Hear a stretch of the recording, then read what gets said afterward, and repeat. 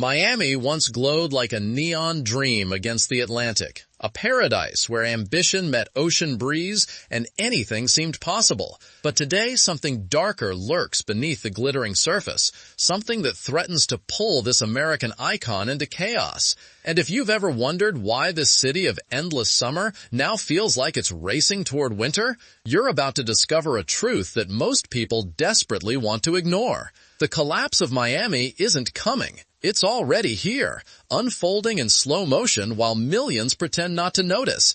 And what you're about to hear will change the way you see not just this city, but every paradise built on fragile ground. Why did Miami become a symbol of decay disguised as luxury? Why are the wealthy fleeing while the desperate keep arriving?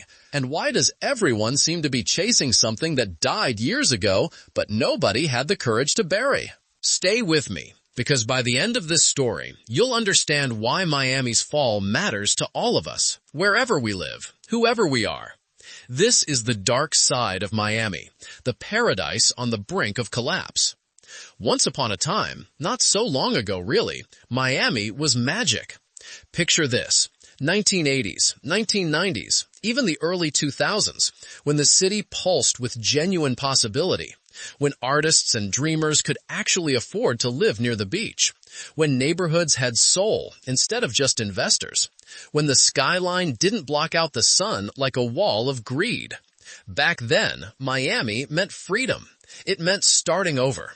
It meant a place where your past didn't matter as much as your hustle, where Cuban coffee shops sat next to Art Deco hotels, where musicians jammed in Coconut Grove and writers scribbled in South Beach cafes that didn't cost a week's rent for breakfast. The air smelled like salt and Cafe Cubano and possibility.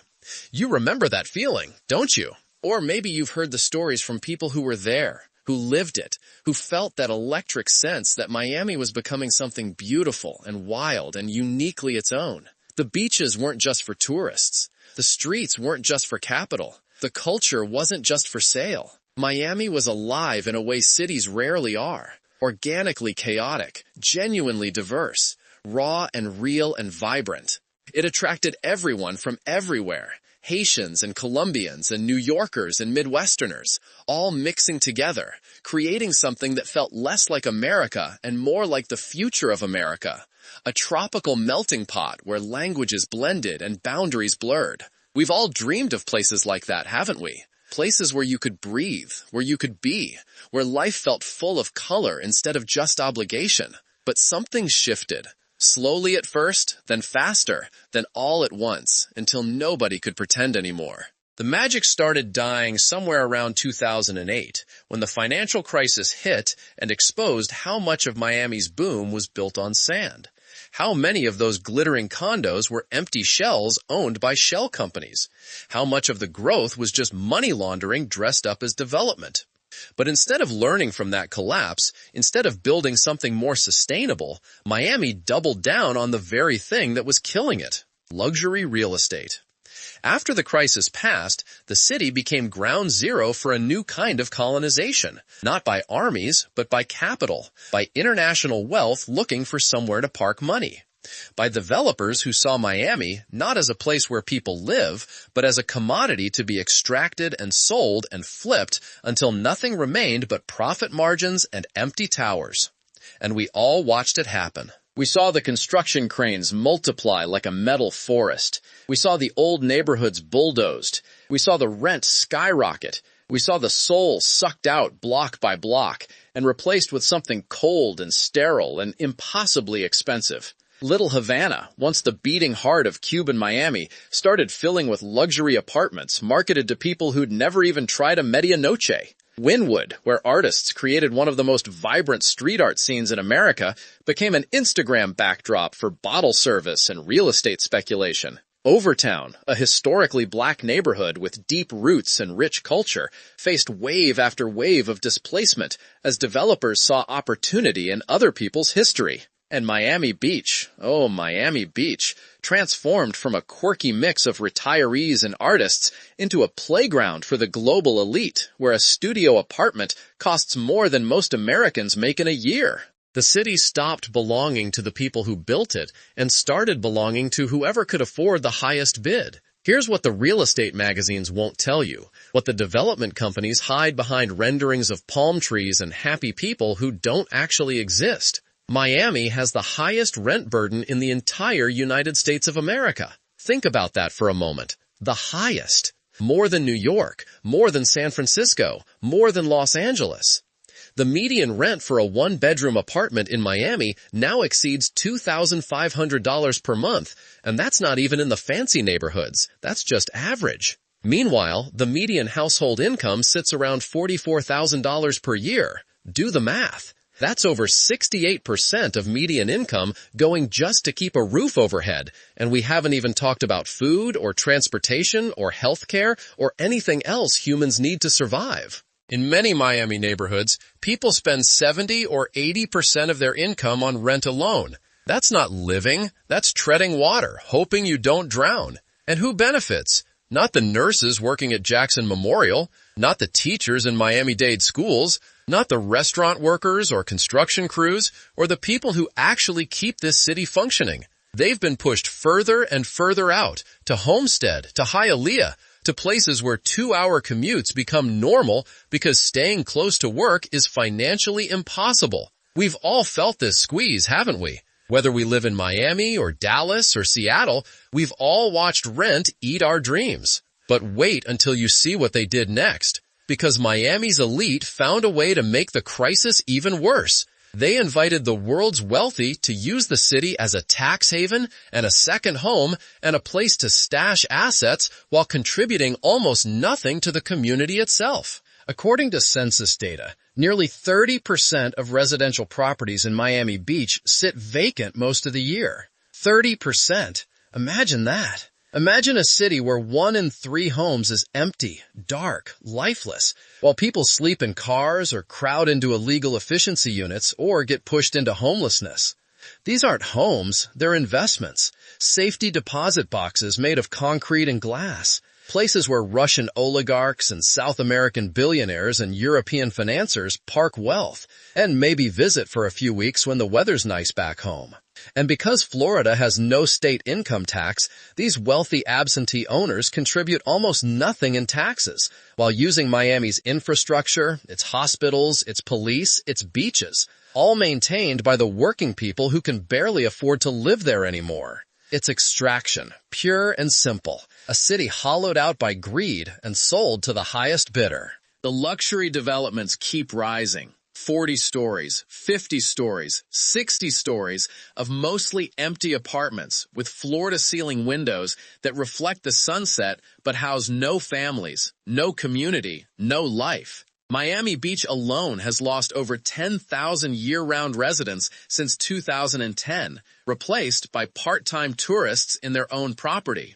And the city government celebrates this, calls it success, points to property values and tax revenue from hotel taxes, ignoring the human cost, ignoring the culture being erased, ignoring the fact that you cannot have a city without citizens, only a theme park, only a stage set, only an illusion of urban life.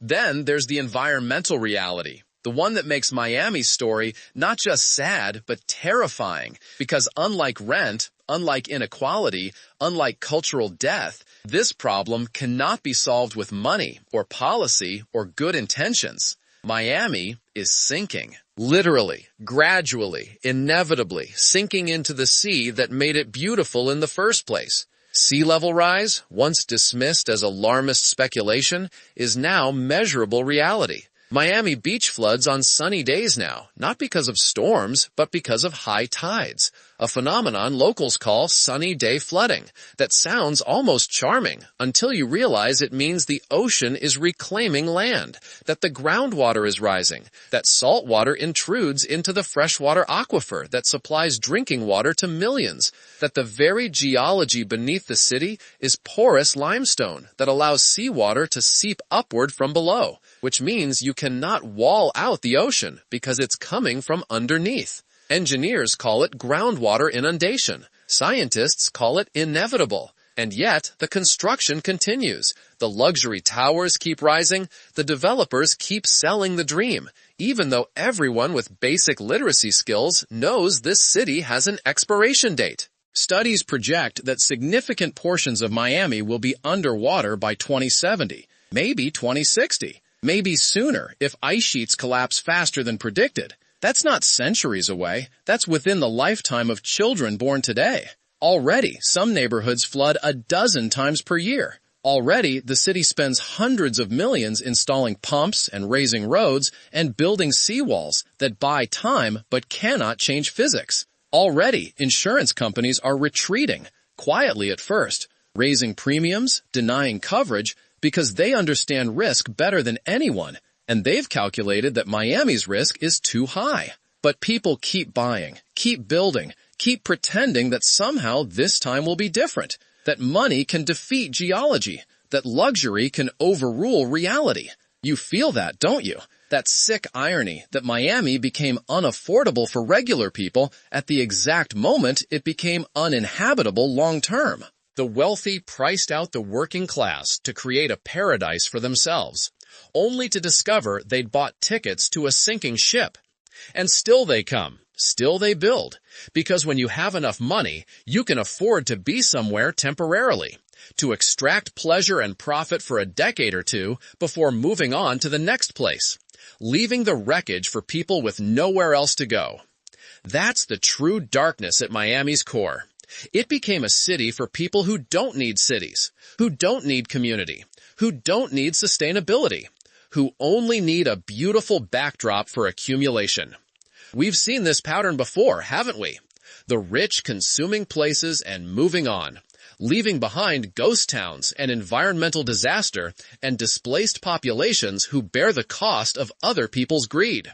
And speaking of cost, let's talk about what happened to the culture, the soul, the thing that made Miami more than just hot weather and beaches. Because that's what gets lost in all the talk about real estate and sea levels. Miami was a cultural capital. It gave the world Gloria Estefan and Pitbull. It created Miami bass and freestyle music. It built an art scene that rivaled New York. It hosted Art Basel, an ultra music festival, and a food culture that blended Cuban and Haitian and Colombian and American Southern into something transcendent. Writers like Joan Didion came to Miami and found poetry. Artists like Romero Brito made it their home. Athletes like Dwayne Wade became local legends. The city had identity, had texture, had stories worth telling. But culture needs affordability. Art needs cheap rent. Music needs venues that working musicians can actually afford to play and working people can afford to attend.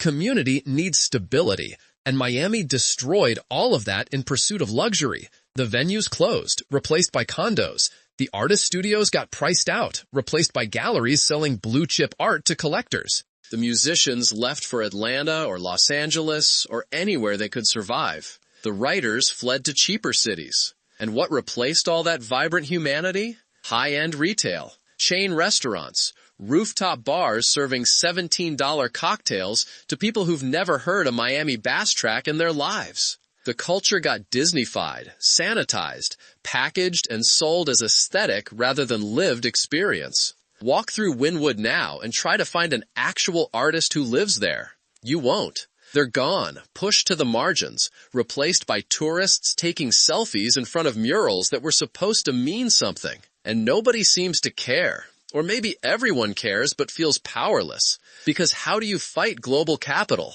How do you fight sea level rise? How do you save a city that doesn't want to be saved, that only wants to be sold? But that's not even the worst part, not even close. Want to know what really exposes Miami's moral bankruptcy? Look at what happened during the pandemic, when remote work suddenly made everywhere potentially livable, when wealthy New Yorkers and San Franciscans descended on Miami like locusts, driving up prices even higher, celebrating Florida's lack of restrictions while the city's actual residents died at some of the highest rates in the nation.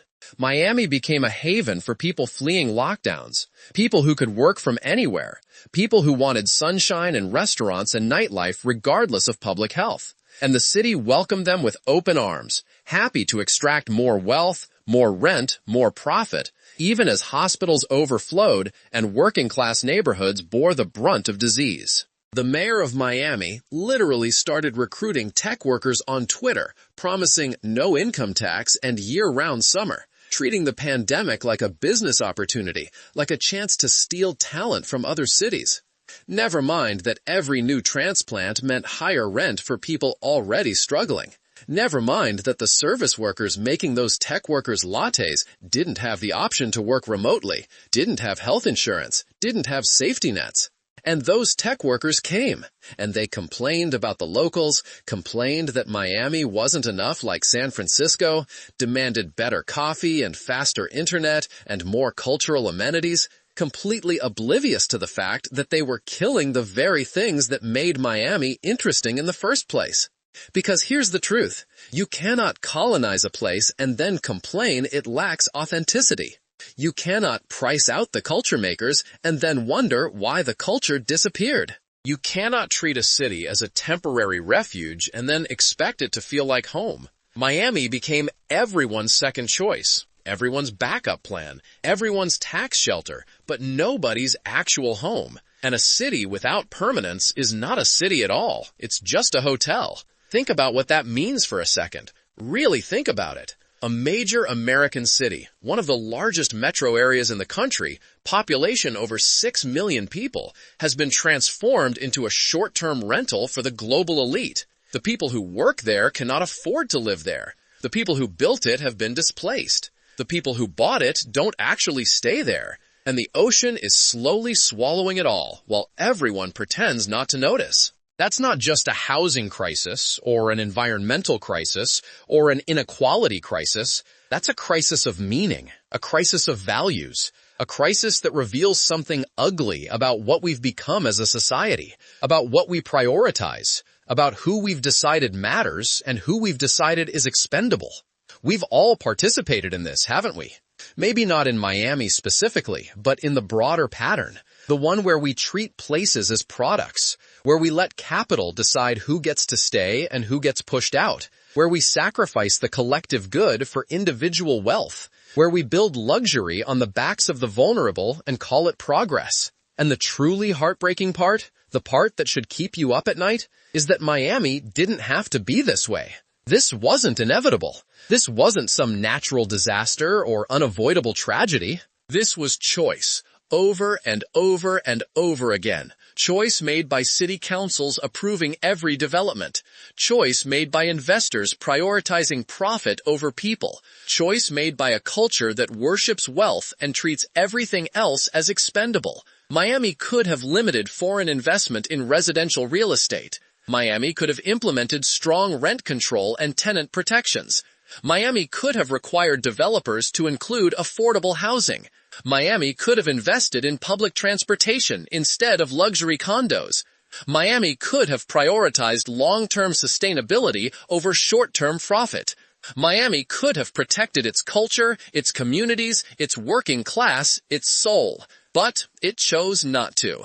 Over and over, at every decision point, Miami chose money, chose developers, chose the wealthy, chose extraction, chose to be a commodity rather than a city.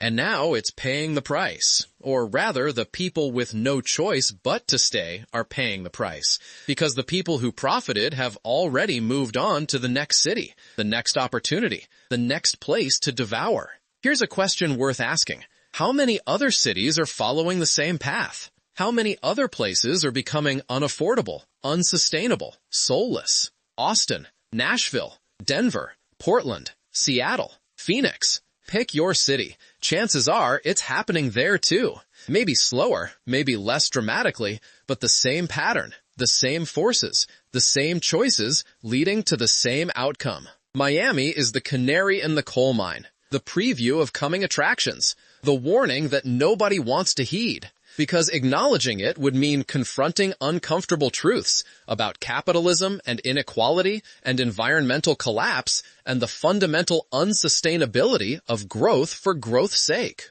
We'd rather believe the lie, rather buy the dream, rather pretend that somehow we'll be the exception, that our city won't fall, that our home will survive, that we can keep doing the same things and expect different results.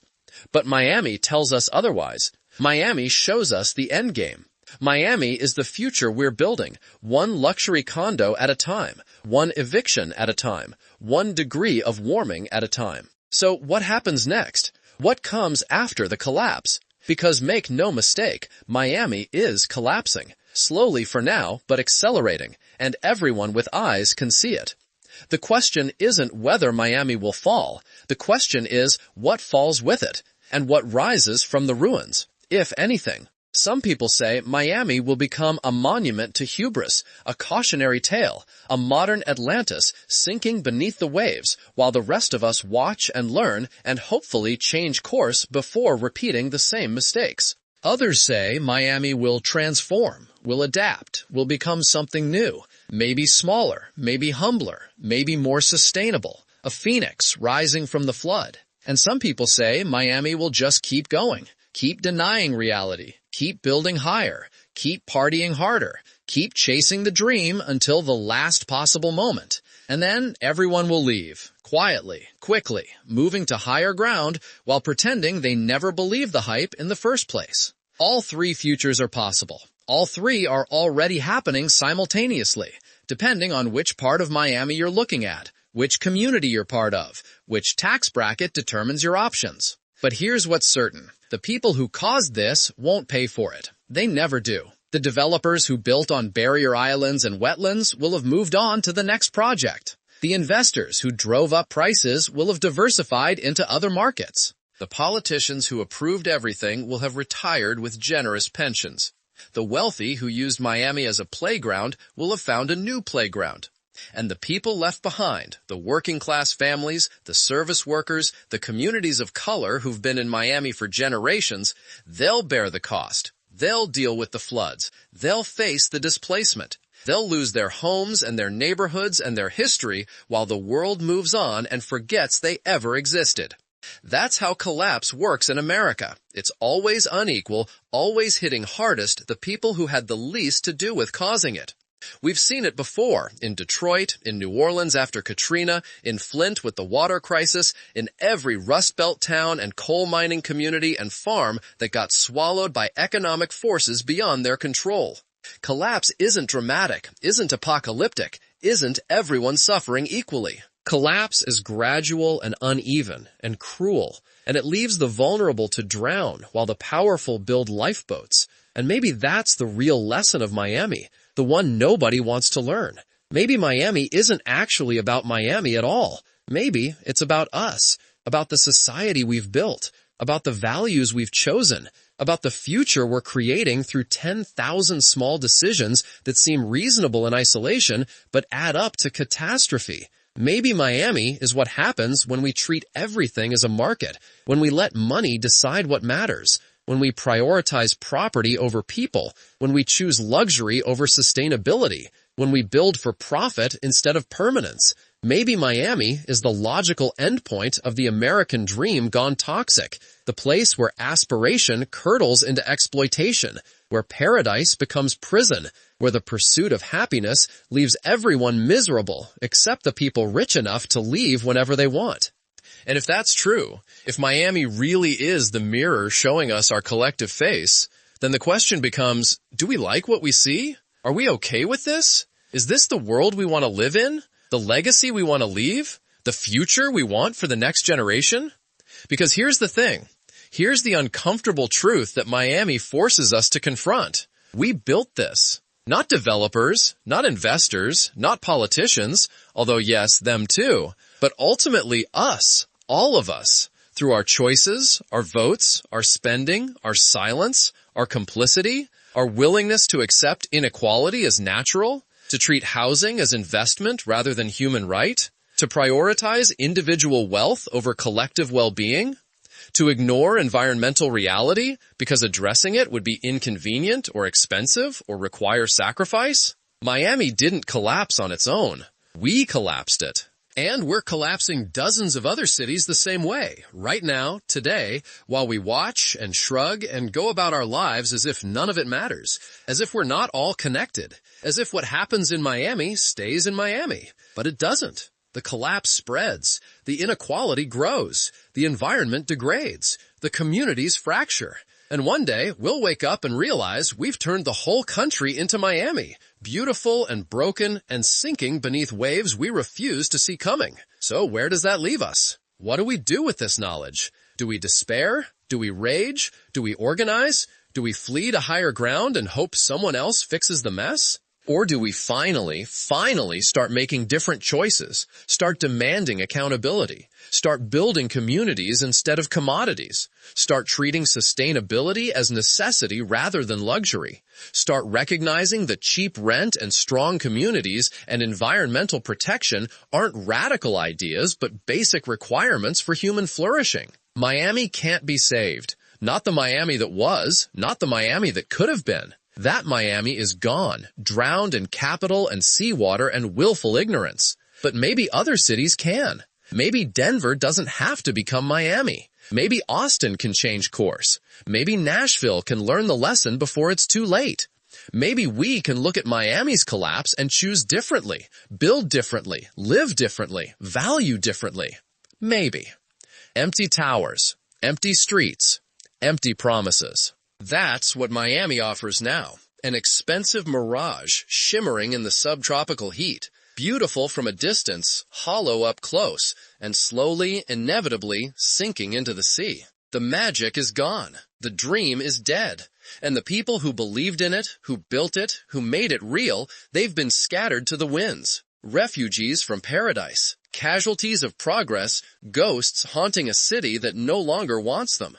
Walk through Miami Beach at dawn, before the tourists wake, before the clubs close, before the construction crews start their noise, and you'll feel it, that eerie emptiness, that sense of a place that's fundamentally hollow, that exists only as surface, as facade, as performance. The buildings tower over you like monuments to nothing, reflecting sunrise off windows that nobody looks through, balconies where nobody stands, swimming pools where nobody swims. It's beautiful in the way ruins are beautiful, in the way endings are beautiful, with the melancholy of something that promised so much and delivered so little. But here's the final twist, the one that makes Miami's story somehow even more tragic. People keep coming. Even now, knowing everything we know, seeing everything we see, people still flock to Miami, still buy property, still chase the dream, still believe that somehow they'll be different. They'll make it work. They'll be the exception to the rule. Because we're all desperate for paradise, aren't we? We're all searching for that place where life feels magical, where the weather's always perfect, where anything seems possible, where we can finally be happy. And Miami sells that dream better than anywhere, even as it crumbles, even as it floods, even as it hollows out from the inside. The marketing never stops. The illusion persists. And so the cycle continues, new arrivals replacing old refugees, prices climbing higher, culture dying faster, water rising steadily, until one day there's nothing left but expensive memories and luxury high-rises slowly sinking into the Atlantic, monuments to humanity's refusal to learn, to change, to choose differently. Miami was paradise. Miami became prison. Miami is warning.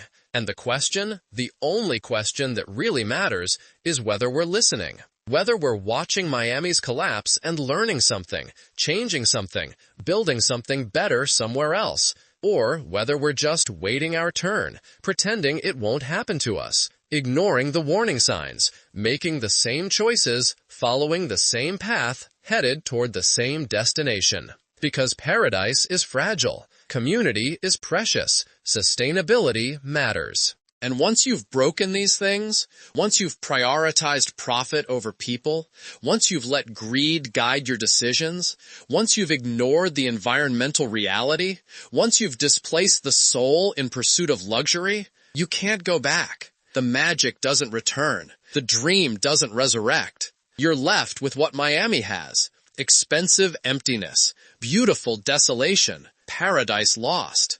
If you felt this change too, if you've watched your city transform into something unrecognizable, if you've been priced out or pushed aside, or made to feel like you don't belong in the place you call home, share your story, because these stories matter. These experiences count. This collective testimony of collapse is how we build the movement to demand something different. And if you found this eye-opening, if this made you see Miami differently, if this revealed patterns you recognize everywhere, subscribe, because the next story goes deeper, reveals more, explores how this pattern plays out in cities across America and around the world. The collapse is spreading. The question is whether we'll stop it before it reaches everyone. Miami is the dark side of paradise, the warning light flashing red, the canary dying in the coal mine. Are we listening? Or are we too busy chasing dreams that died years ago, too invested in illusions we know are false, too committed to the very systems destroying us to imagine another way? Time will tell. The water keeps rising, and Miami keeps sinking, beautiful and broken, glittering and hollow, a paradise that became a warning, that became a tombstone marking the death of dreams built on sand.